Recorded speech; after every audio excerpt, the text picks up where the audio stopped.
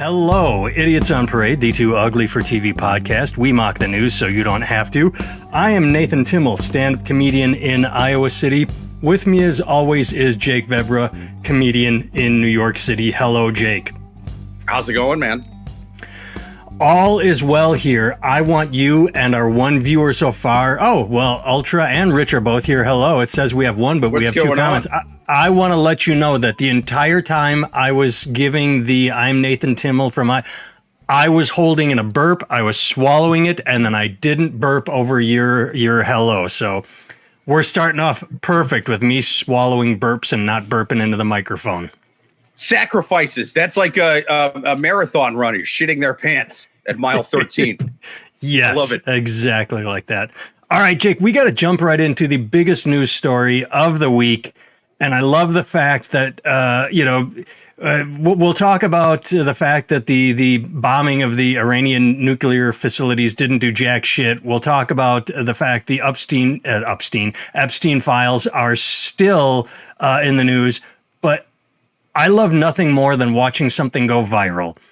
I saw the clip at like 11 p.m. of the CEO, the couple on the Coldplay cam. I thought it was funny. I went to bed. I wake up the next morning. It is every news story. It is every meme. Everyone is sharing it. And here's my favorite part. Honestly, for the longest time. No, you didn't see it because I came across it. I'm like, oh, that's funny. And then it blew up. Honestly, I was seeing so many memes of Epstein and Ghislaine Maxwell's face being photoshopped onto there. I thought it was genuinely a pic of theirs until I was seeing other people. And I'm like, oh, they photoshopped these two random people's face. Oh, that's the original photo. Did you see the best one I've seen is James Hetfield and Dave Mustaine. That's pretty good. That's pretty good. But I've seen Epstein and Trump. That's good. I've seen Epstein and Trump. I was going to say Trump is not the lady. Rich says he feels bad for the spouses. I want to talk about that. My wife was a little I don't want to say hot this morning. She was like, everybody's talking about, oh, he's cheating on his wife. He's cheating. We don't know what she's like. Maybe she's a horrible person. Maybe he's a horrible person. Maybe they're both horrible people and they deserve one another. We don't know anything. All we know is that he's a piece of shit for cheating. Maybe they have an arrangement. Maybe they have an marriage. We don't know. I don't give a shit. And listen, I'm jealous of the wife. I can't think of an open shut case of I get at least half of his $1 billion for yes. You know what I mean? I could be her divorce lawyer. I would be like, just look at the kiss cam at the Coldplay concert, Your Honor. Give my client is generous in only taking half his money. Yes. I mean, by the way, the most obvious, before it went viral, my first thought was something that did become a joke later, where I thought, I can't believe Coldplay is playing stadiums. I had no idea they were playing stadiums. And then the joke was... Coldplay's huge. But not that big, but the joke became the guy was more embarrassed by the fact he got caught at a Coldplay concert than he did cheating on his wife. And I thought that was a pretty funny take. That's true. But still, I like the idea of his wife being mad about you were cheating on me at a Coldplay concert. Just going crazy. Come on, guys! It was an Oasis reunion show. I can't believe they're playing stadiums either. But I can't believe a lot of things. Okay, I can handle you shitting on Coldplay, but you don't like Oasis either. I never listened to him. Never liked him. You will make references to like Dawkins deep cuts and shit, but you got a problem with Oasis? Oh, Alone Again got me through many a heartbreak. God damn it! Do not shit on George Lynch, and I never really care about talking either. I will lynch George Lynch. I don't give a shit. My favorite thing though is, honestly, I get it. They were in a moment and they panicked. But if they had just stood there, if they had literally just gone, oh, we're on the kiss cam, it would have cut away. Maybe someone would have recognized them in the stadium. Maybe not, but it would not have gone viral. If she hadn't held her face and he hadn't ducked, if they had just literally stood there and gone, oh, we're on camera, it all would have gone away. They brought this on themselves. It's funny, sad, and hilarious. I mean, no, to be fair, whenever allegedly I'm cheating on my wife, I'm not expecting to get a fucking kiss cam in my face. You don't really plan for that. You got some drinks in you. You're in the moment. You don't plan for it. I'm sure if they would have had a conversation before the Coldplay show, like, all right, listen, I'm a tech billionaire and you're my side piece. Here's what we do if the kiss cam. Like if they would have practiced, if they would have drilled, but they're not. Why wouldn't they have? Aren't you supposed to? Sudden, dude, who goes to a concert with your side piece? You're supposed to go to a seedy motel out of the way that doesn't have security cameras, like a Ritz-Carlton would have security cameras. You're supposed to go cheat in little 1 hour motels.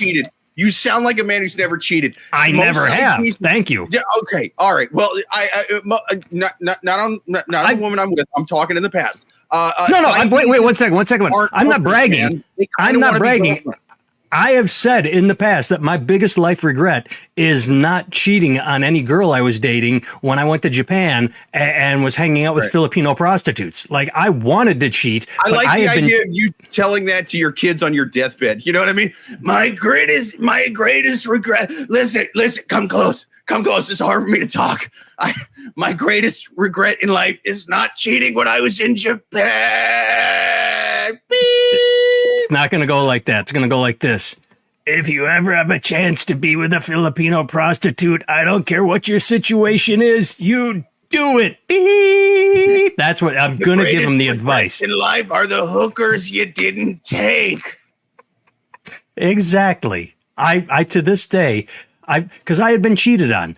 My very first real love relationship, she cheated on me, and I said I will never do that to anyone. So in subsequent relationships, when I had an opportunity, I said no, I can't. I would feel bad, and then they dumped me, and I'm like, I wish I had cheated. Like it's my biggest regret. The Filipino prostitutes were just beautiful. They were just so gorgeous, and just I'm getting worked up thinking about it. I'm getting hot. I'm going into my past and beating myself up. If there was a time machine, yes, you go back, you kill baby Hitler. Yes, you go back and you kill baby Osama bin Laden. You buy stock in Apple, but you tell your younger self to buy the Filipino prostitute because you're going to live in regret. That's what you do with the time machine. As I'm icing baby Hitler, I'm banging a chick in lederhosen and wooden shoes. Yes. Anything else with the couple that got caught cheating, or are we done? Good for him. Good for him. Good for all of them. Good for the wife. It's going to make out. He took your advice. I love how, yes. I love how it knocked everything off the news. What I mentioned in passing. Come on, click over. New U.S. assessment finds American strikes destroyed only 1 of 3 Iranian nuclear sites, and they can be up and running. We're not badly damaged and may have been degraded only to a point where enrichment could resume in the next several months if Iran wants to. That should have been big news because, right after the strikes, the military said, yeah, we're not sure what we did, but the administration said, we destroyed everything. We sent that back years, decades. We destroyed everything. And now it is coming out official. It was just dick swinging. What did he want to distract us from at that time? There was something. Was it the Epstein files back then? There was something that he wanted to see. I was distracted. The tariffs, the prices going up. What was probably because it came out of left field. It was Israel's bombing Iran. We're bombing Iran. Oh, there we go. But there was something in the news that got knocked off the front page by us. But it didn't do anything. It was just a chance to, a chance to swing a dick. I will say nothing makes a country want nukes like getting bombed by 2 different countries that don't even border them. Yeah. Now they will have their defense plan. Yep. If only there was a president who had put a deal in place to keep this from happening. Maybe name rhymed with Shabama. Now we never had a guy like that. Never mind. I was going to say we never had a deal. We never had a nuclear deal. If only there was a president that wasn't a black Democrat that orange presidents feel insecure around. It up. Yep. Mm-hmm. Well, back if to he'd have made one less roast joke at that fucking correspondence dinner, we could have avoided all of this. The military's also throwing him under the bus a little. President was. I think everybody is as of lately. Well, because the military, the quote is, "We were willing to go all the way, but the president did not want to." They said, "Look, we can bomb the unholy shit out of these things, and for whatever." And here's what I don't get. And I've talked about this in the past. One thing, sir, as a decorated 3-star general, I'm tired of playing a game of just the tip. I want to go all in on this fucking place called the Middle East. Yeah, they always say that.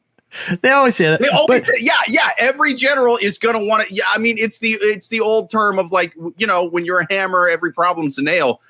Those guys like, sir, we could bomb them more. Option A, pussy shit. Option B, what I do. That's what the fucking generals are always going to say. He did. Oh, Sophie and Ken says it was because of the military parade. He did it in the past, though. That's the one I have consistently praised Trump for this. Yeah. In his first term, when it came to, we had to respond to something, and he said, "Fuck it, kill Soleimani, kill General," because they pulled like the movie The Simpsons, where they laid out 5 options and said, "Here, this is a kind of a soft response. This is a retaliatory. This is a compensatory. This is an extreme response." He said, "Go extreme. We're gonna fucking kill Soleimani," and I loved that. I will never stop praising him for killing Soleimani. Hey man, but this time he pulled back without putting boots on the ground to like whatever. But this time he pulled back. This time when they said we're willing to bomb more, he said, "Nah, just hit it once." We could have turned it all to glass. Okay, and look, I'm against the bombing, but if you're going to do it right. I'm against the bombing. Well, but if you're going to do it, you might as well not pussyfoot around it. They were reporting for weeks that we got the facilities, like we got. The administration was saying that. The military came right out and said, "I don't think we got it." The military said, and the military is backing themselves up. The only intelligence agencies were saying we didn't get it. Trump and his cronies were the only ones saying we got it. I guarantee you, however this got briefed to him, there's no fucking way that they told him, "Do you want to bomb them just a little? We might get 1 out of 3. Like, there's no way it was sold to him like that. You understand this, right?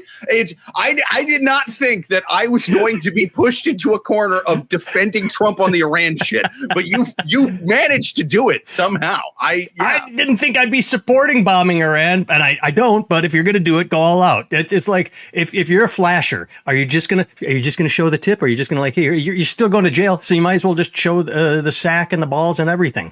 I like how you flashing is a metaphor for bombing Iran, by the way. That's pretty special. That's right. I can't go within 200 feet of a Chuck E. Cheese because I got drunk and bombed Iran up against their glass.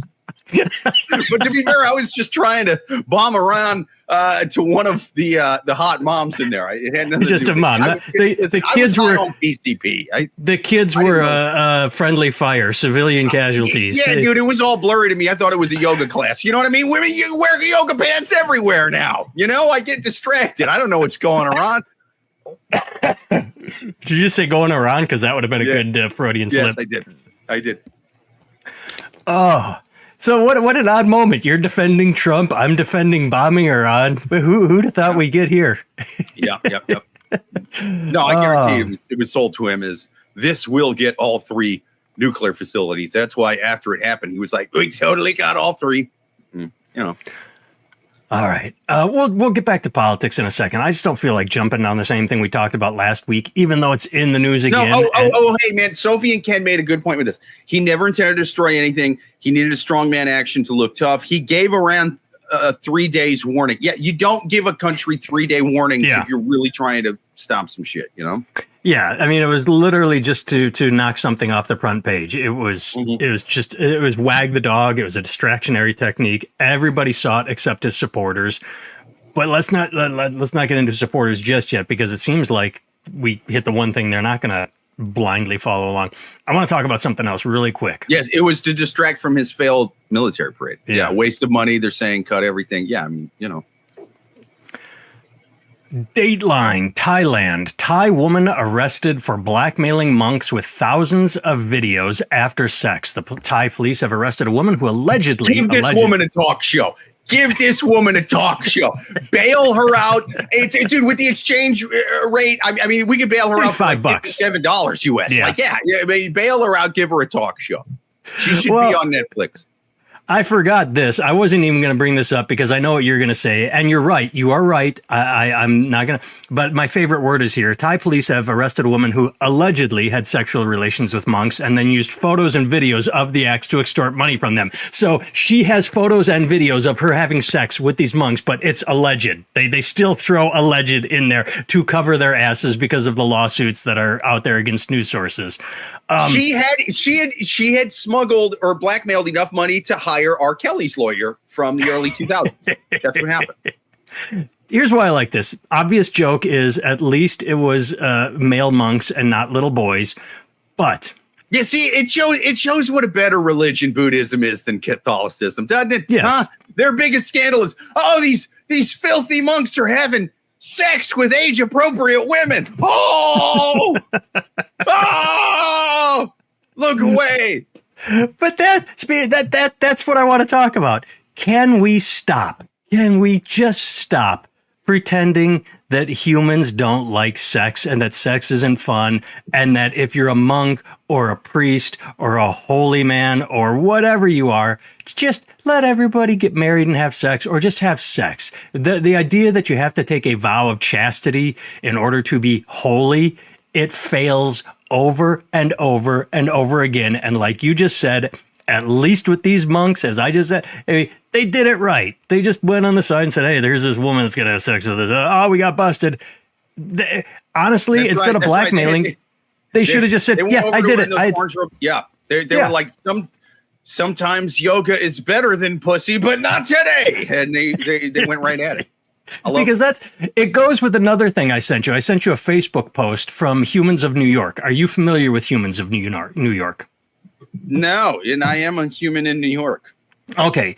It's a photographer. He goes around and takes pictures of people. He's got a book out. This link. Sorry.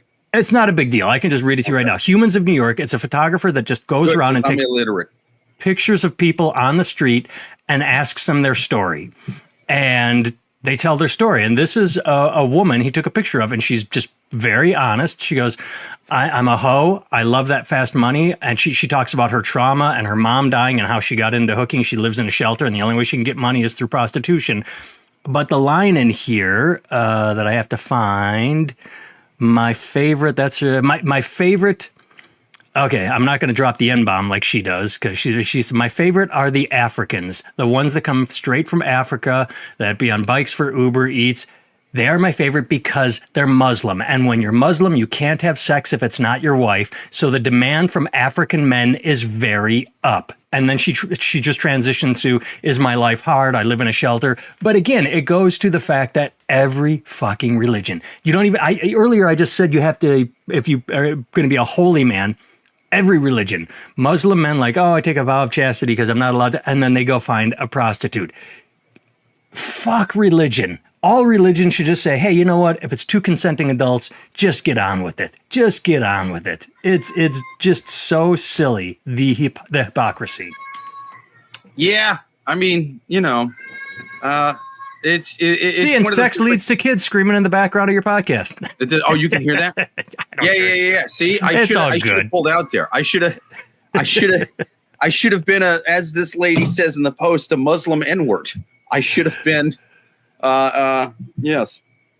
Oh, see, that's why at least you say you should have pulled out. Whenever my kids make noise or walk in on us or do anything, again, mine were created using in vitro fertilization. We actively made these little terrors that cost a ton of money. Rich says it's all about control, and he's absolutely right. I have a joke that I'm working on.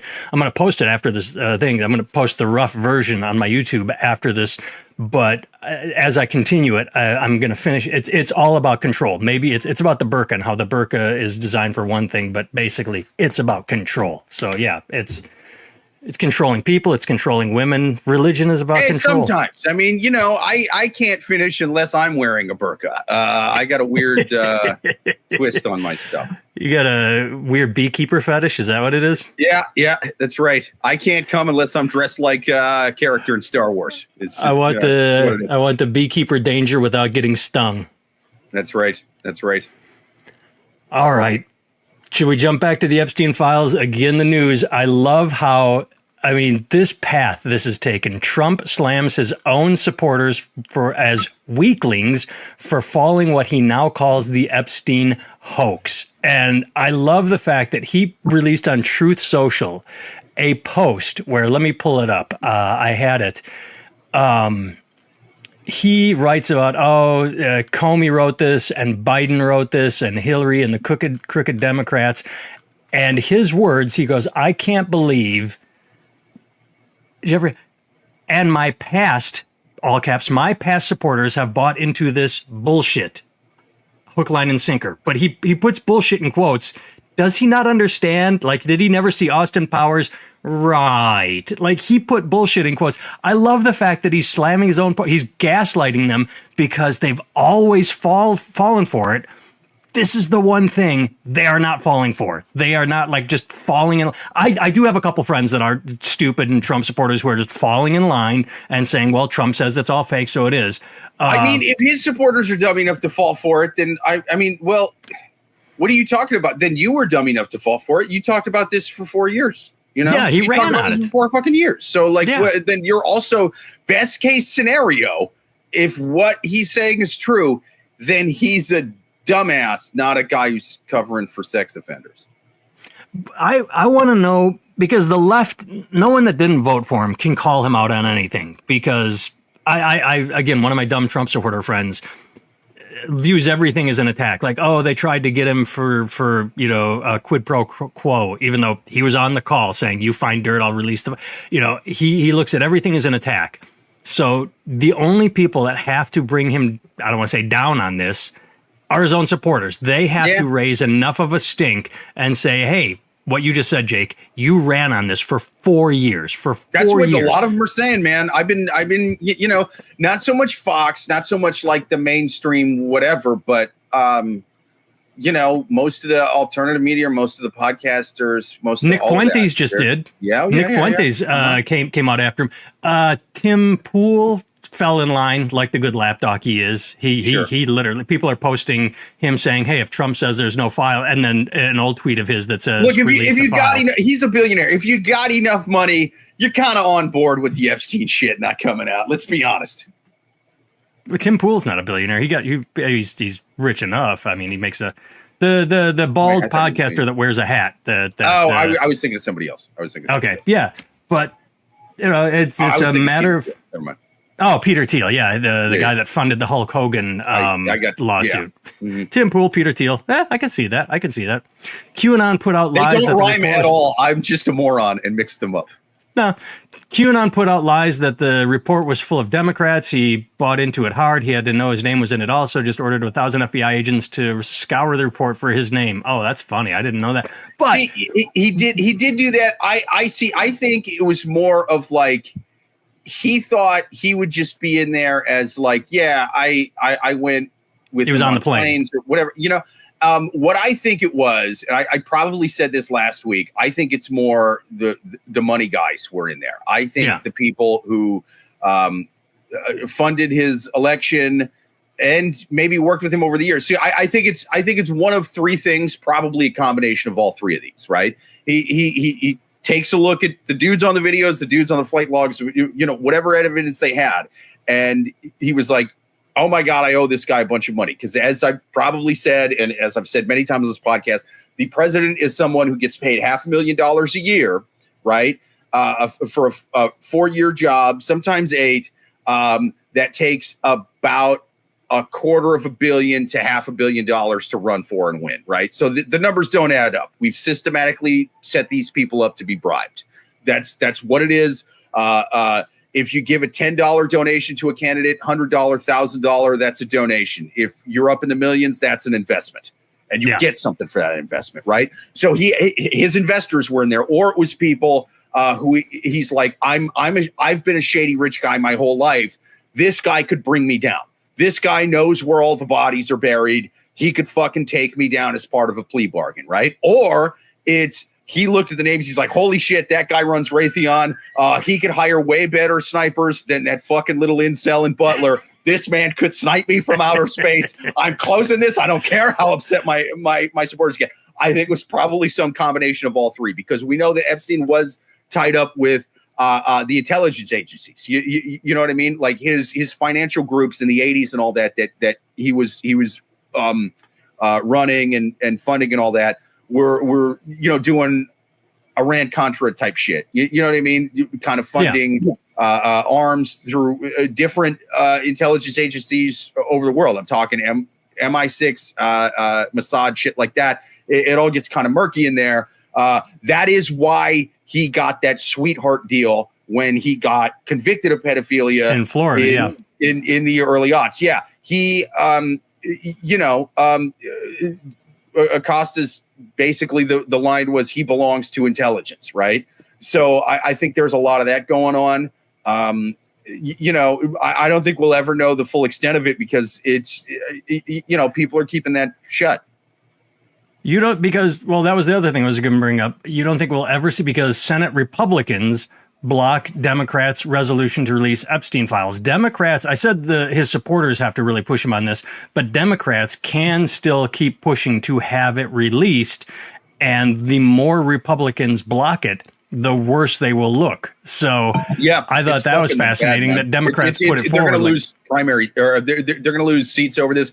Maybe in the primaries if they're in a ruby red district. Maybe in the general election if it's a purple district. Yeah, I mean, people are going to lose seats over this on the right because Democrats are making them. They're making them sit in it. I mean, they're pushing them to a vote. Well, I mean, that's a year away. So depending on how long, it's a year away, dude. But this is big, man. I and anything short of this, I'd be like, it's too far out. They'll forget about it. They'll be yelling about immigration or whatever. But which they will be. But this is going to come up. This is going to come up. Maybe there'll be another caravan.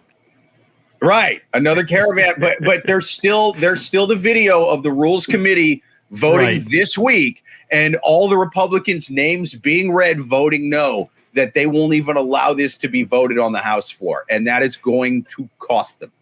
Now, do you think Democrats are smart enough? Because my answer is generally always no, because they're fucking dumb as shit, to make those ads like in districts where it's running, like, oh, here's dipshit saying no to releasing the ad in his district. Do you think they're going to? Yeah, because this isn't just something that Democrats are. I mean, the Republicans are more pissed off about this than Democrats, honestly, because here's what's going on, man. You know how on the left,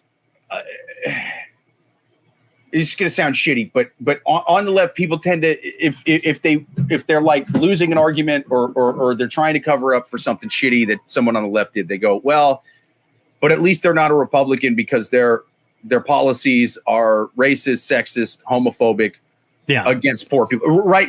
It's like whatever shitty thing we do, that's their default. We're at least helping the disenfranchised, whoever that group may be, like all disenfranchised people. Like that's kind of, then it's like, well, whatever shitty thing, it's at least not those guys, because and there's some truth to it, sure, but Republicans used to have that with religion, and some of them still do. They go, well, at least we're on the side of God, and we're not these godless heathens. It works if you're super religious, right?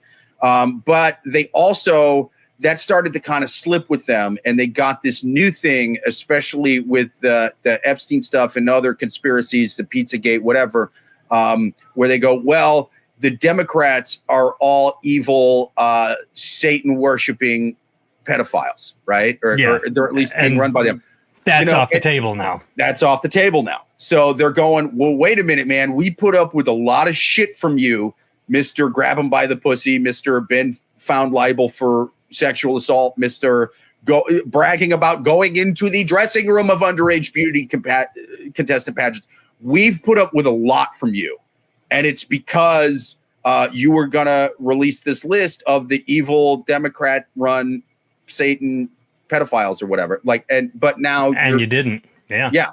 Now you're calling us morons for wanting that, and so it's like you're now in that. And he is calling them morons. Yeah. Sophie and Ken put up the lawsuit. I didn't even pull up that article, suing the Wall Street Journal to have them not release an article on the note he wrote to Epstein for his birthday. That's a big one. The fact that I'm going to tie this into the couple at Coldplay.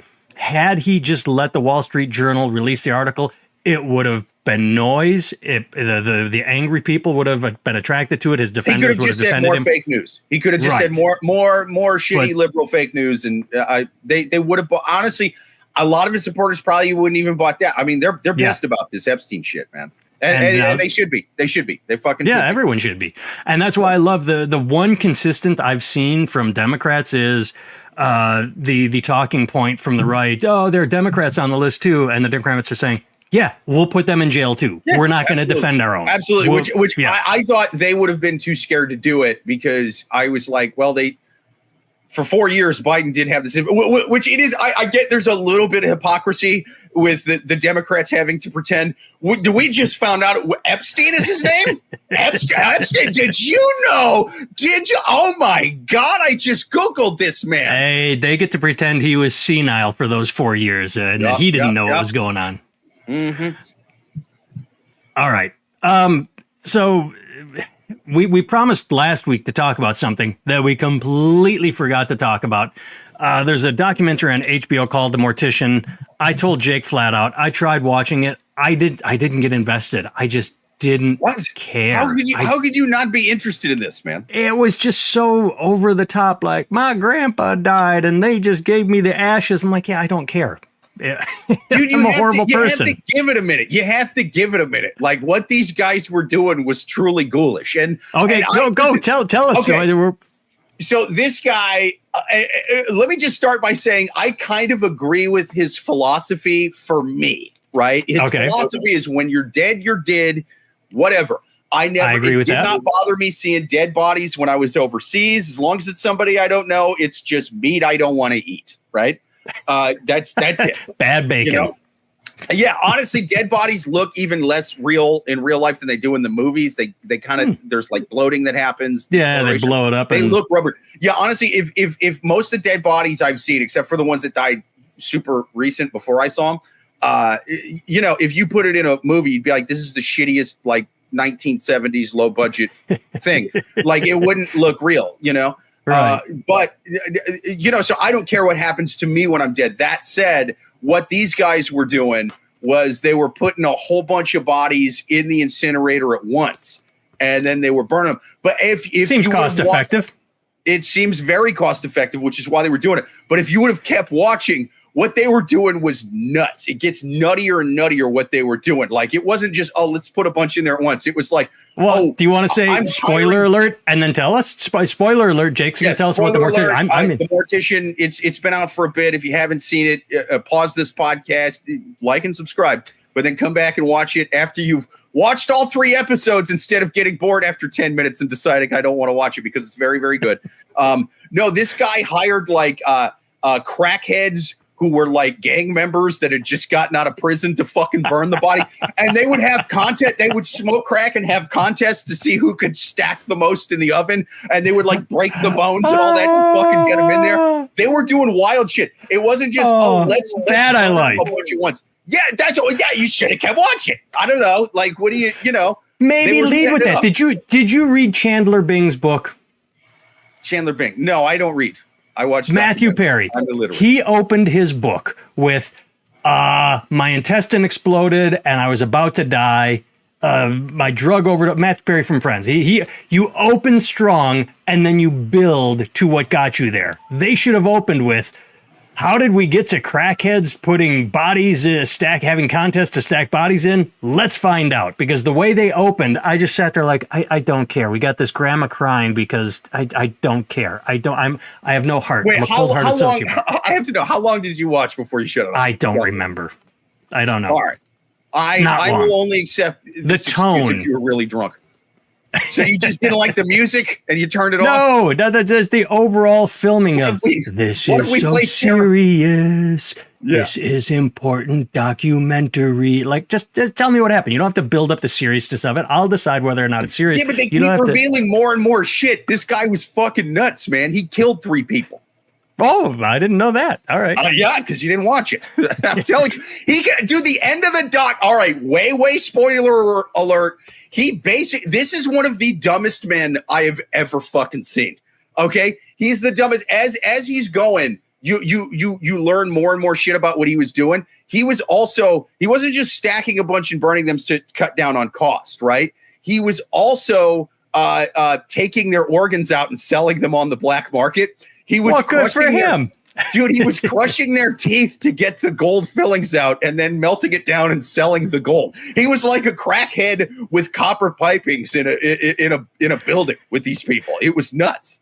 All right. Okay. You brought me back. If I knew that, I would have gotten past Nana and her like. Yeah, I know you hate the elderly, but I'm telling you, once you fast forward past the old lady, it gets good, man.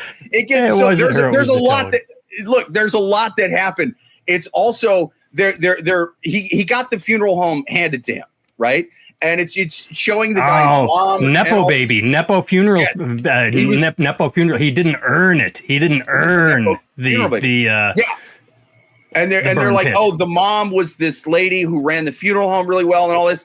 And most of this dude's money wasn't even coming from his funeral home directly. What he was doing is he realized it was from the organs.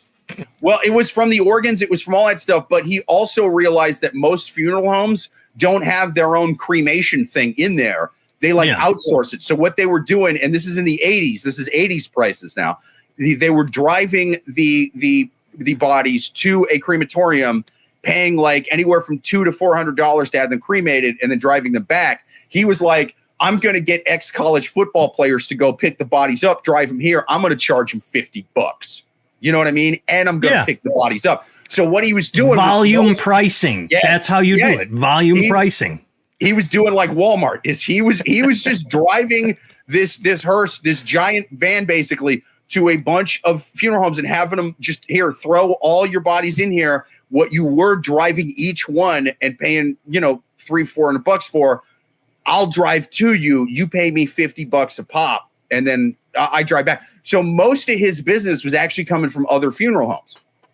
Okay. Other funeral homes. That's fine. Because I was going to say, I hate to victim blame, but if he's telling, people that he only charges $50, maybe they should look into it. So, if he's offering a discount to cremations that often, who's sitting there going, wait a minute now, I get someone burned at least once a month. You're telling me it's only if you're just a regular dude, you don't know that. And dude, to be fair, he was probably charging most of the people that came directly to his funeral home full fucking price, man. They don't know the difference. Yeah, that's true. And then he would just. And it was a nice funeral home. It'd been there for a long time. Like, dude, it was in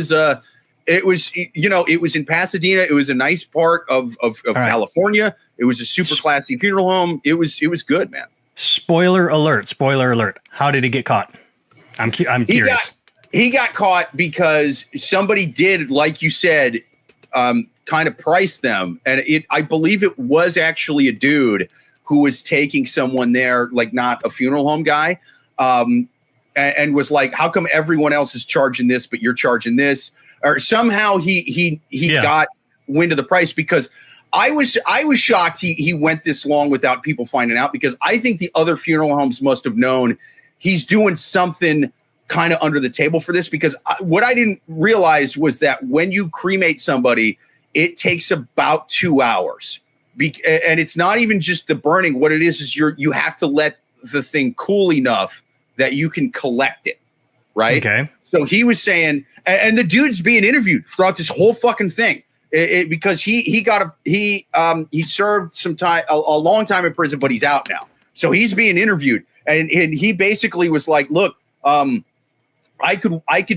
had 2 ovens. I could burn one person in each one and take 2 hours, or I could put 10 or 15 in there and it would take 2.5 hours. Right. So it was just a numbers thing.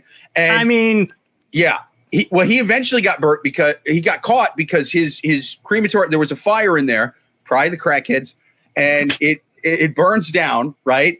And so instead of just going, hey, with all this money I've made, why don't I just pay my crackheads to just smoke a bit of crack? And then I rebuild my funeral home and then whatever. No, he rented a warehouse that just had kilns in it. You know what I mean? Like my giant. God. And then he was just stacking hundreds of them in there at once. And the old man who supervised that place, the old guy who ran that fucking warehouse that had the kilns in there, was a World War II vet that liberated Auschwitz. And he walked in there and was like, well, that's a smell I never thought I'd smell again after Auschwitz. What are you guys making in there? And then one of the crackheads was like, we're making pottery. And he's like, that ain't pottery. and they brought the cops in there when they had like fucking 100 people in there at once. Jake? Yeah. I fucked up. I should have continued watching. I'm going on record. I fucked up. Good. Because dude, you got to watch the rest of this. I will go back. It's fucking wild in the second couple episodes. And you know what? If you're going to watch it, I'm not even going to tell you what happens in the last scene. I'm not even going to tell you what happens with his parents. I just know This is the dumbest man that has ever lived. And just you'll see why as it goes. Even the stuff I said right now, that's not why he's the dumbest man. All right. There's two things that make him the dumbest man that I didn't even say. Well, we will talk about it next week. I will leave you with this. I have nothing for or against Billy Joel. I do not seek him out. I do not like. I would have liked to have seen him live just because I heard it's a good show. Last night, my wife and I watched part 1 of the Billy Joel documentary on HBO. Immensely watchable. Good storytelling. Really?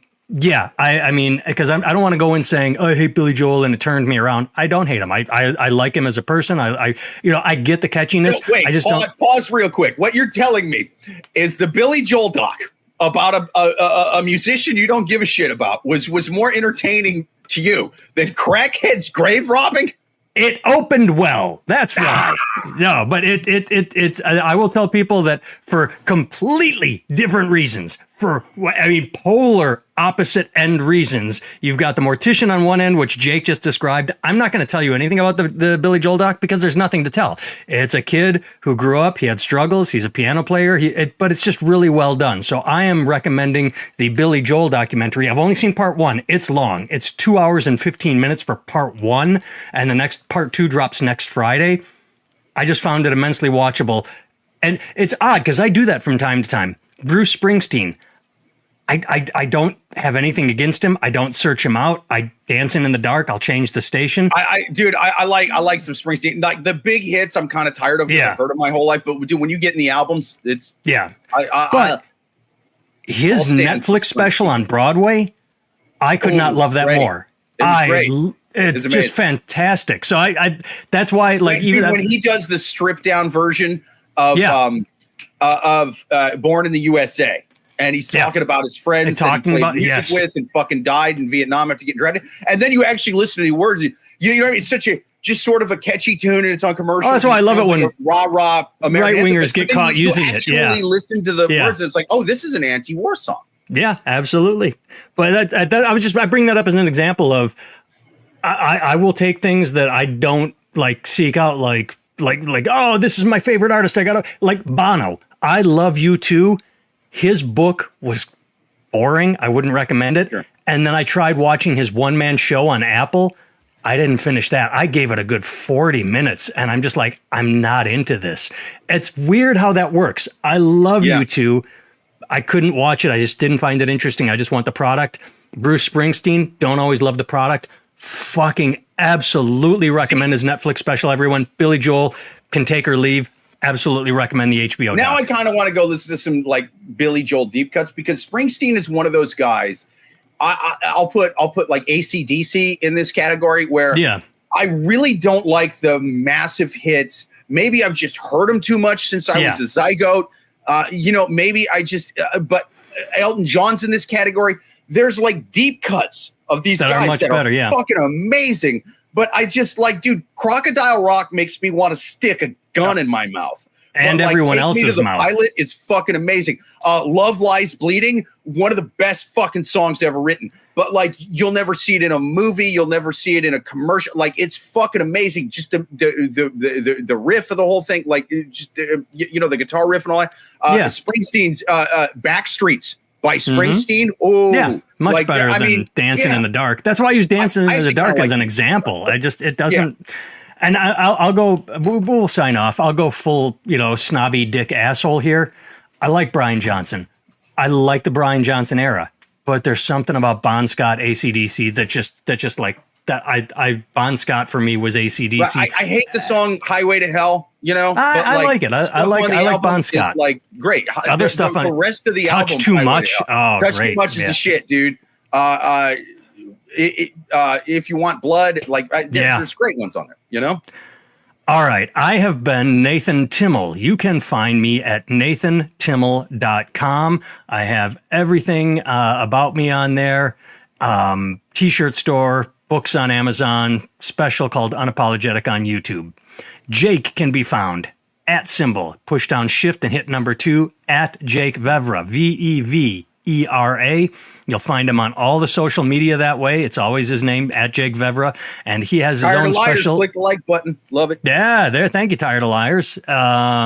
He worked as a locksmith for about 3 years, was the best locksmith he'd ever met when he decided to sell his business. Yeah, I don't know why they treat their best employees like shit. A lot of employers do that. Unalived by Dog Pills is Jake's special on YouTube.